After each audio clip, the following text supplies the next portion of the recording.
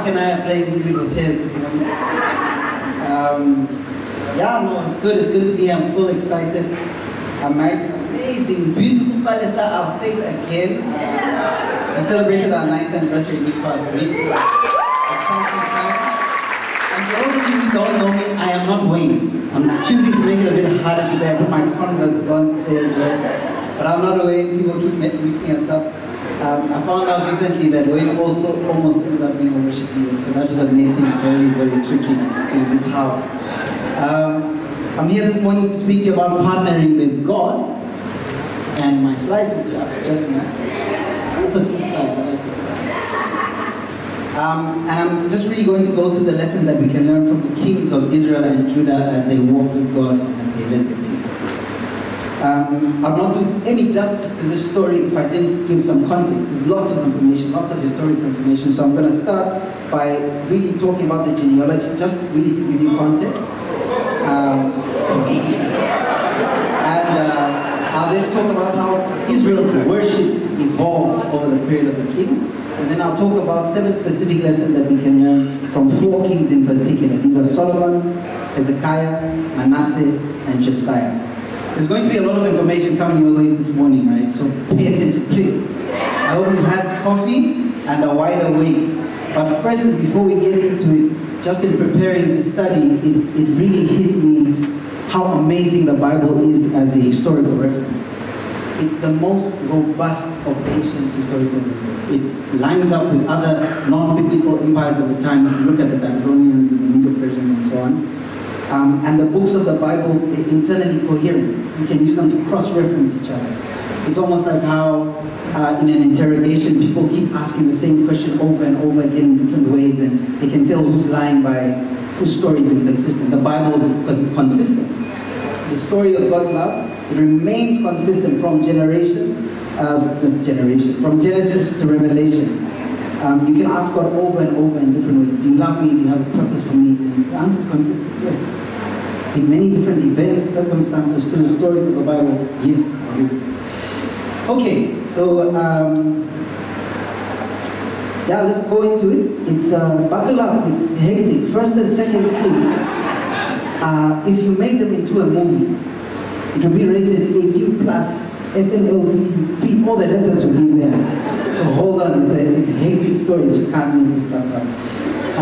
Let's go to the next slide. That's a nice graphic. No, the previous slide, sorry. That's a graphic of the genealogy, so you can see how from the very first king Saul to the line, the Davidic line, David's line, that remains unbroken through Judah, and then Israel, that became separate. But a few key points before we get into it.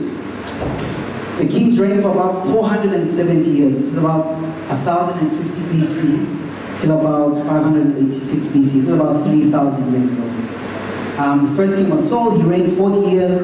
The Davidic line started in 1010 BC. It's the only line that remained unbroken all the way through the kings.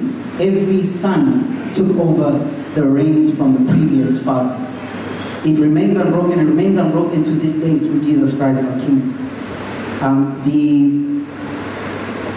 Israel is different though. It's broken multiple different times. About 10 different coups that happened, power shifts multiple times.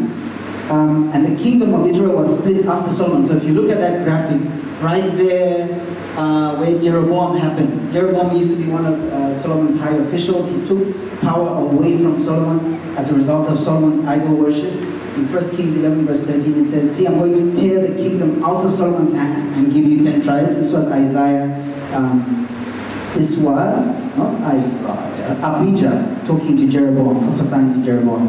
And he says, but I'll remain with 2, the tribe of Judah and the tribe of Benjamin that will remain with Solomon. And God did this because Solomon had turned his heart away from God. He began to worship Ashtoreth, which is a god of the Sidonians, worshipped by means of sexual rituals. He worshipped Moloch. This is Solomon, King Solomon, David's son. And Moloch was worshipped by child sacrifice to fire or war. He worshipped Chemosh, the god of the Moabites, who was worshipped by blood and human sacrifice.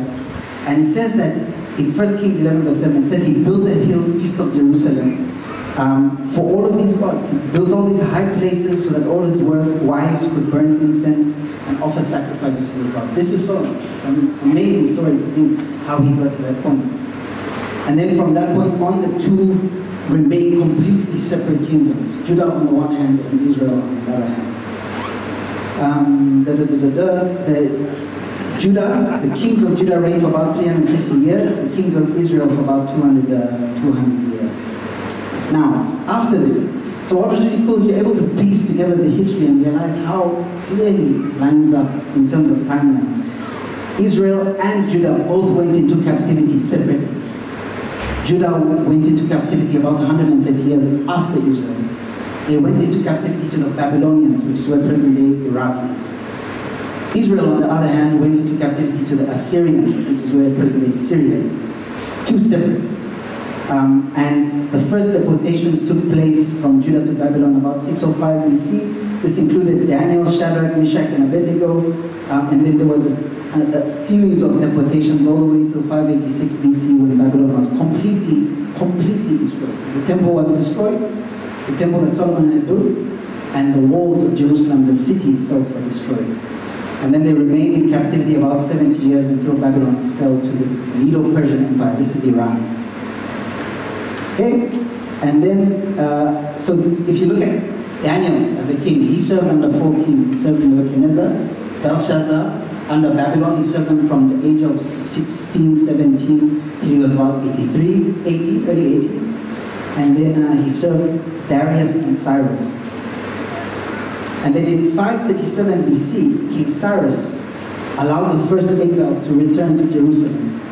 He gave an edict that they must go back with the temple treasures that had been stolen, rebuild the temple, and rebuild the city. And this is very likely due to the interactions they had with Daniel, one man. Daniel. You know the story of Daniel in the lion's den? Daniel was in his early 80s, and after that whole event, after surviving that, King Darius came out and said, I issue a decree in every part of my kingdom that people must fear and reverence the God of Daniel, for he is the living God, and his kingdom endures forever. His kingdom will not be destroyed. His dominion will never end. He rescues and saves. He performs signs and wonders in the heavens and the earth. He rescued Daniel from the power of the night. It was just after this that they returned the exiles from Judah. So you can just imagine, you're just thinking, or at least I was, it's just the story of Daniel in the lion's den. It's a story that changed history. If that didn't happen, Jesus wouldn't have a Jerusalem to come back to. It was a flattened city at that time. Okay, and then the cities were built. Now, I'm almost done with this, you don't mind? I hope you're paying attention. The kingdom of Israel, on the other hand, fell into the Assyrian Empire, where Syria is today, about 722 BC. And it's not really clear when the exiles of Israel returned. Even hundreds of years after that, people were still debating which tribes returned when. And it's funny that today, Israel has become synonymous with the people of the tribe of Judah. Okay, and then another key point just to highlight before we get into it is that it's really interesting how history lines up with the prophecies in the book of Daniel. In Daniel chapter 2, the statue, there's a statue, gold statue that describes each of the different empires from head of gold to silver to bronze to iron legs. He predicts the fall of Babylon in 539 BC, the rise of the Medo-Persian Empire. These were empires that were sweeping from east to west from 539 BC to 330 BC. The rise of the Greek Empire under Alexander the Great from 330 BC to 63 BC, and the Roman Empire under Julius Caesar during the time of Jesus from 63 BC onwards, and eventually the rise of the Anglo-American world power, which is the age that we live in today. So that the feat of iron and clay, a divided kingdom, is described as. That's the age that we live in today. It's funny how it is so characteristic of what we're seeing in today's world. Okay, so just some points of information. Let's talk about the evolution of worship in Israel. Are you guys still there? Yeah. Everyone's still there? Yeah. Cool. During the reign of the kings of Israel, so that's this line, the pink line here, a total of 19 kings of about 210 years. Not one king served God wholeheartedly. Only Jehu started off good and ended up doing his own thing eventually. They all turned away from God. They all worshipped idols, focused on self-gain and evil. Judah, on the other hand, it's a total of 20 kings. They reigned almost twice the time, about 350 years. Only 5 kings sought the Lord. Of all the 20 kings, only 5 did.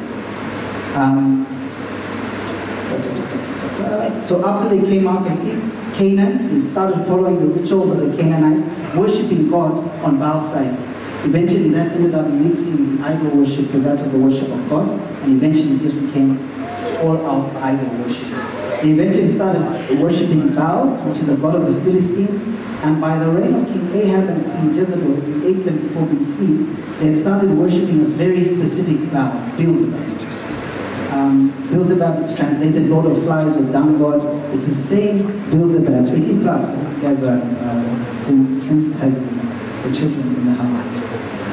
It's the same Beelzebub who's referred to in Matthew 12, verse 24, where it says, the Pharisees accused Jesus of casting out demons by the power of Beelzebub. And his response, every kingdom divided against itself will not be ruined. If Satan casts out Satan, how will he stand? We're talking about the worship of Satan. It became the sanctioned worship, the religion of Israel at the point of Ahab and Jezebel. Their daughter then marries Jeroham. Their daughter, same slide, sorry. Their daughter Attila marries Jeroham, who's now on the Judah side. And she introduces the worship of Beelzebub to Judah as well. So at that point, the people of God are wholly focused on worshiping idols and Satan. Jehoshaphat was the king at the time of Ahab, so he's one of the good kings. But after this, if you go further down the family tree, all the way to Manasseh at the bottom there, this is now about 687 BC. He was Hezekiah's son. Hezekiah was also a good king, but it says he practiced all the detestable practices of the nations that the Lord had driven out before Israel. He was a sorcerer. He practiced divination, consulted mediums and spirits. He took idols and put them in the temple of God. He was the first king to do that. People previously had separated the worship of idols for separate spaces. And then by the time of Josiah in 640 BC, the priests of the temple of God were all grouped together with the priests of idols. They all ate of the unleavened bread. They took off the tithe. It was just one body. Okay, that's a marathon. I hope you guys are still digesting and everything is strong. But very quickly before we go into the lessons, just a note on idols. Because the idea of bowing down to an object, at least to me personally, it's foreign. For me to take an object, bring incense to it and bow down to it and worship, it doesn't sit, make sense in my mind. So just some context there. In Exodus 20 verse 4 it says, you shall not make of yourself an idol in the form of anything in heaven or on earth below. You shall not bow down to and worship them. Deuteronomy 6 verse 13 it says, fear the Lord and serve him only. Now that fear is a very interesting type of fear. It's not the fear that's defined in the dictionary. It's a reverential awe. It relates to holding to God with a sense of wonder, dependence, trust, respect. That's the fear. When you look at fear as defined by the dictionary, it's an unpleasant and strong emotion caused by anticipation of awareness of danger. It's to expect with alarm or apprehension. They're two very different types of fears. However, the common thing they have is that they both demand with full attention. And idol worship is often driven by that dictionary definition of it, something that demands with full attention. And if you look at the record of one of the first idols after the people left in the Exodus, it says in Exodus 32 verse 21, when the people saw that Moses was longing coming down from the mountain, they gathered around Aaron and said, come, make us gods who will go before us. As for this fellow Moses who brought us up out of Egypt, we don't know what happened to him. Then Aaron said, take off your earrings, I'll make them into a cap. And then he said, these are your gods, Israel, who brought you up out of Egypt. So they were in the desert. Moses had been gone 40 days and 40 nights. They were scared, they were uncertain. They're halfway in between where they were and what they'd known for 400 years and this promised land that they couldn't understand, but they were in the desert. They were afraid. They were seeking an idol to help them in their fear. Okay. Cool. So, in all of this, don't think about objects that we're about to get into it now. That's the context. Don't think about objects that we bow down to. Think about things that are demanding our focus. What is asking for your attention? Is it the fear of not having enough? Is it the fear of being alone? I'm 35, I'm going to get married. Is it uncertainty about the future? Is it the fear of man? Is it the things that we obsess over? How I look, how someone else looks? Is it our jobs, our spouses? Is it the things that we feed ourselves, whether it's visually, emotionally, physically? What are the things that demand of our time? Even as we engage God as believers, as we are praying to Him, is it only about what He can do for us? Or do we hold Him in an awe reverence as the mighty God, King of glory that He is? So, we're going to go into the lessons now. I'll just pause to give you a minute to digest, 10 seconds. But that's the context that we have in all of this. And I'm really going to hit on very briefly 7 lessons that we can learn from the king. So let's zoom in to specific kings. We will start, if you go to the next slide, we'll start with Solomon. Solomon was a very interesting king. He was about 20 years old when he became king, and he asked God for a discerning heart. He wanted to be able to tell right from wrong. It was a very simple request. I want to be able to tell right from wrong so I can lead my people. It says in 1 Kings 4 verse 29, God gave Solomon wisdom and very great insight and breadth of understanding as measureless as the sand on the seashore. Solomon's wisdom was greater than the wisdom of all the men of the East and greater than all the wisdom of Egypt. These were the powers of the day. Like saying he was more wise than NASA engineers or something like that. It says that he taught about animals, birds, reptiles, and fish. His wisdom included technical knowledge. He was technical specialist knowledge, not just philosophical. It was fact. He built the first temple of God, but it says, however, in 1 Kings 11 verse 1, King Solomon loved many foreign women. He had 700 wives and 300 concubines. 700. More than this congregation. He'd be having church on a Sunday just for his wives. He could have dedicated a day to each of his wives, and it would have taken him 2 years and 9 months to get back to the first 1,000.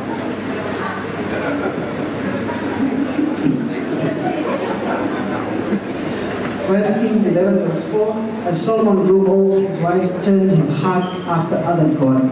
His heart was not fully devoted to the Lord his God, as his father's heart David had been. So let's look at the first lesson. In the wise words of the great Morpheus from the Matrix, there's a very big difference between knowing the path and walking it. How could Solomon, in all his wisdom, allow this to happen? How? So lesson 1 from Solomon, we learned that partnership with God does not require wisdom or awesomeness or extravagant sacrifice. It requires obedience. You don't need to know everything. You just need to make the decision to partner with God and keep walking with God, whether circumstances make sense or not. You don't need to know everything. Okay, good. Hezekiah. Let's look at Hezekiah. So now we're jumping further down in the family tree. Further down, yes, he's one of the last kings, almost towards the end before they went into exile. He was about 25 years old when he became king.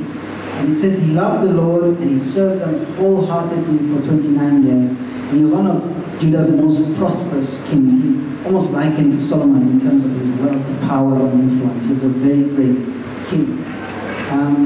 Hezekiah had seen God come through for him in miraculous ways, repeatedly. If you look at a lot of the book of what's really cool, what I found really cool is you look at 2 Kings, you look at Chronicles, 2 Chronicles, and you look at Isaiah. They're all telling the same story, so you can piece together the full story by looking at all of the detail in the 3 books.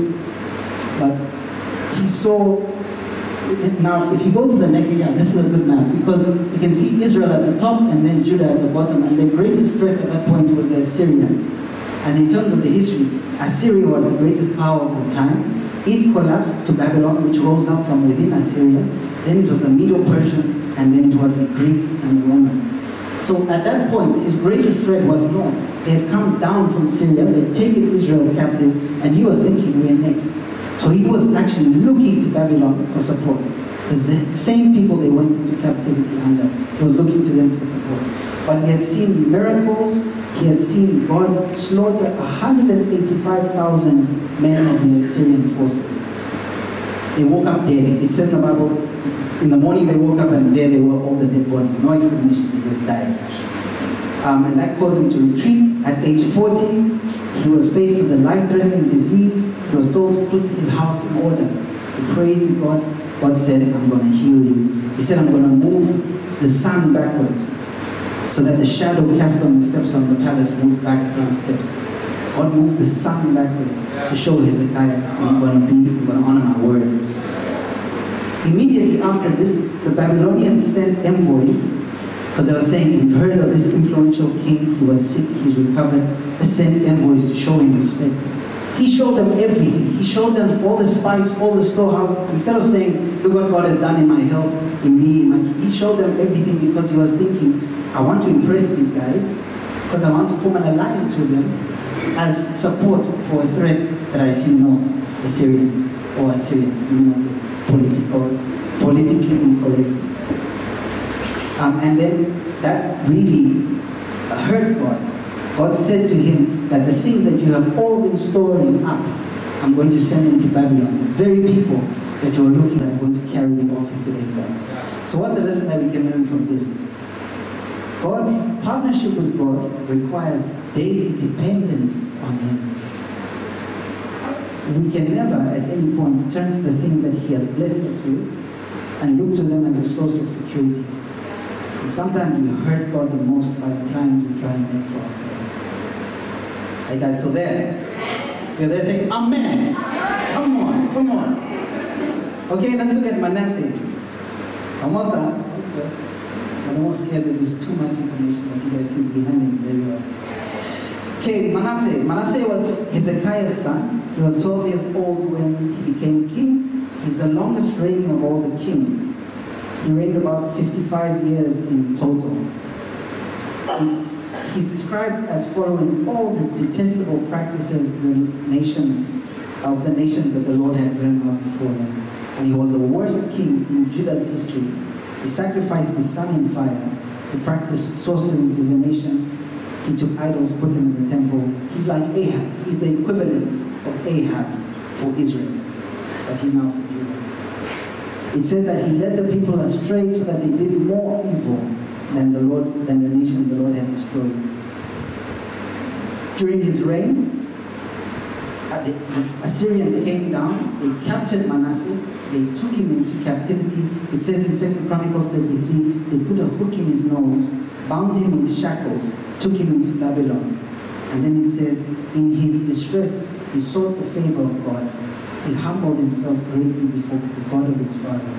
And when he prayed to him, the Lord was moved by his entreaty. He listened to his plea. God brought him back to Jerusalem to reign as king. It says, then Manasseh knew that the Lord is God. It says that he took the idols that he had built up, even the idols on the temple hill, he cast them away. He restored the altar of the Lord and told Judah to serve the Lord. This is the worst king in Israel's history. A Satan worshipper, a wizard. What we can learn from him is that it doesn't matter what our past is. We can always decide today to partner with God.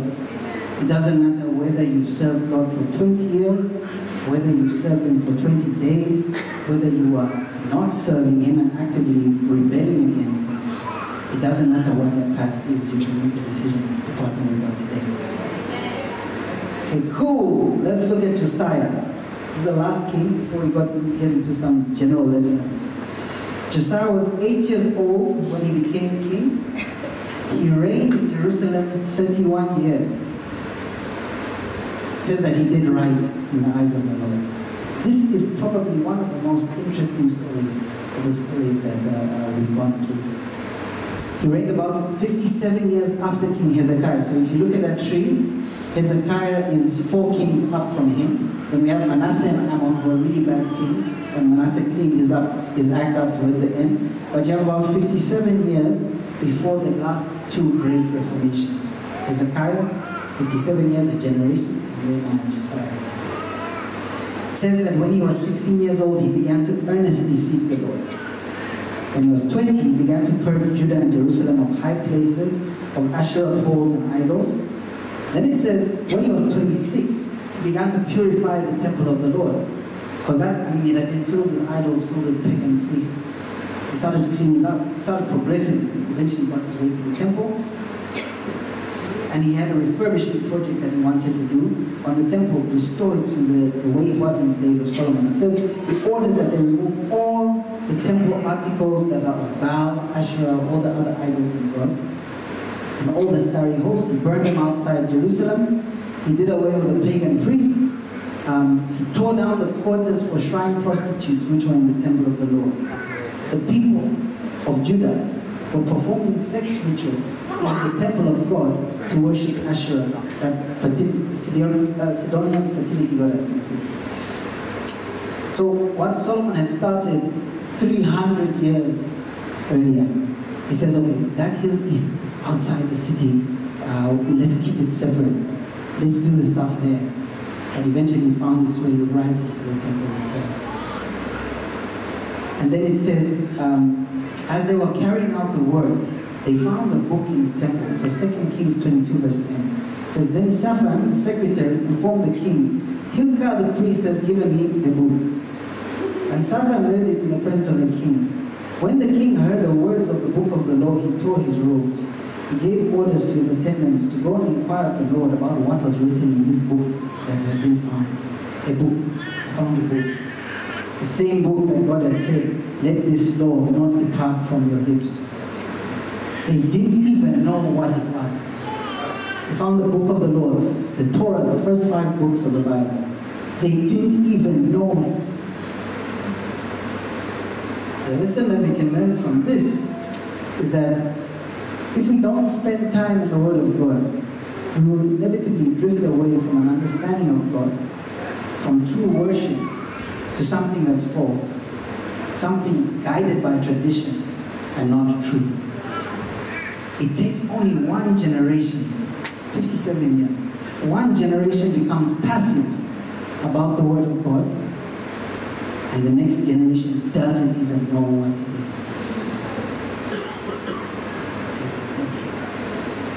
So partnering with God is an everyday decision. The more passive we become, the more our hearts grow cold. When we become cold-hearted, it's like an amphibian, a frog. If you take a frog, it's cold-hearted, it depends on its surroundings to regulate its temperature.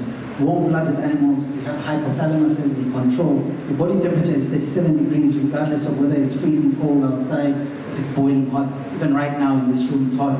You're all sitting at the same temperature you were in the middle of winter. You're able to self-regulate. You don't get swayed by your surroundings. If you're cold-hearted,